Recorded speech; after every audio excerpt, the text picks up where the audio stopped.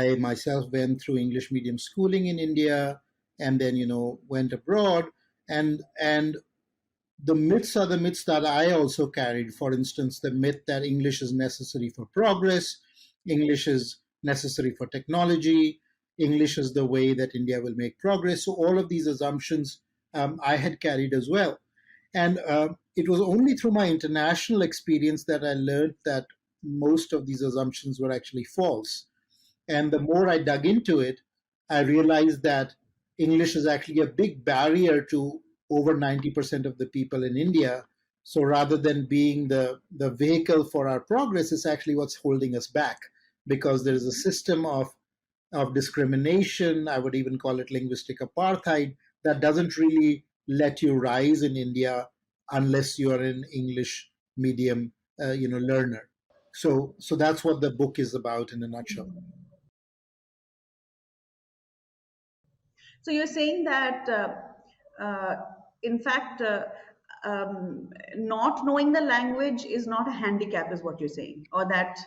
Well, my point is that all over the world, if you look at the countries that are most developed, in fact, in my book, I have a table which looks at the top 20 countries by GDP per capita. And I leave very small countries under, I believe, 5 million or something population. So, it's reasonably sized countries.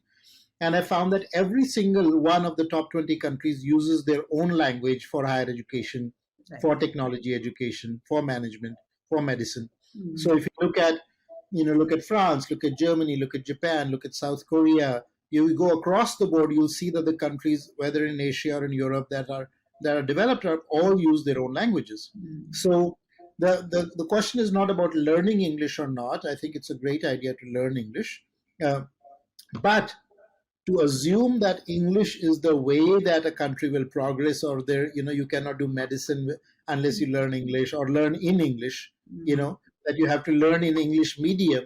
I mean, the Japanese would laugh at you. They have the top neurosurgeons in the world. They all study in Japanese up to the PhD level. Right.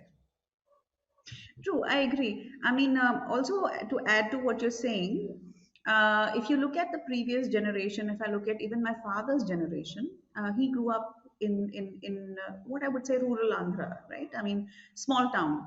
And I believe that their education, Telugu medium school, so, learning all the sciences, so all the terms that they knew of, all the tech, the jargon or the terms, right? All the terminology was Telugu, right? And of course, he then went on to do his engineering and speaks good English and joined the Indian Air Force. So naturally, that is not, I mean, contrary to what people believe, it's not a handicap. In fact, they do seem to do far better if they're, Right. In fact, it's the other way around. English is the handicap, which is that imposing English, and this has happened by the state. One of the other myths that is often talked about in India is that everybody actually wants to study in English medium, but the state is pushing Hindi or is pushing regional languages.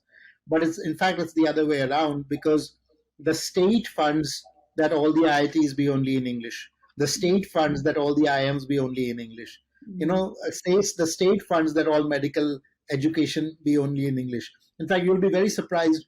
All the Ayurveda colleges in India that are funded by the state are only English medium. You cannot study Ayurveda where the core texts are in Sanskrit. Exactly. You cannot study Ayurveda in Indian languages in any government funded college. So it's really, so the whole excuse, well, knowledge came in English, which is also, of course, not true. But even if you took that, scientific knowledge is in English, well, Ayurvedic knowledge is all in Sanskrit, but they're still teaching it in English medium. Yes, that is quite revelatory. The fact that Ayurveda is being taught in English. How tragic is that? So it is simply not, and the issue that they were taught this way because English, was necessary. They were taught this way as a function of state policy. Right from the British time, there was state policy to make English be on top. So today, you can practice in a low court, in a municipal court, you can practice in an Indian language. But if you go to the high courts or the Supreme Court, you can only practice in English. This was by design.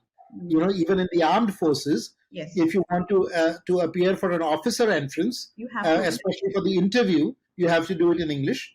And if you, but if you want to apply as a Jawan, you can do it in Indian languages. So that hierarchy, that apartheid, that system of dual citizenship in a way was already set up where the English class was privileged. This happened through the bureaucracy, all of that.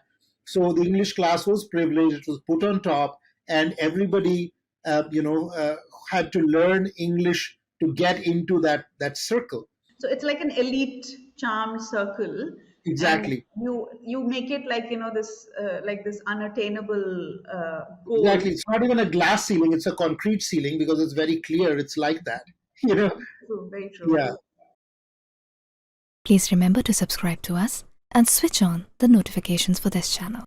For our other social media links, more content, and to support our work, please visit citti.net. Dhanyavad.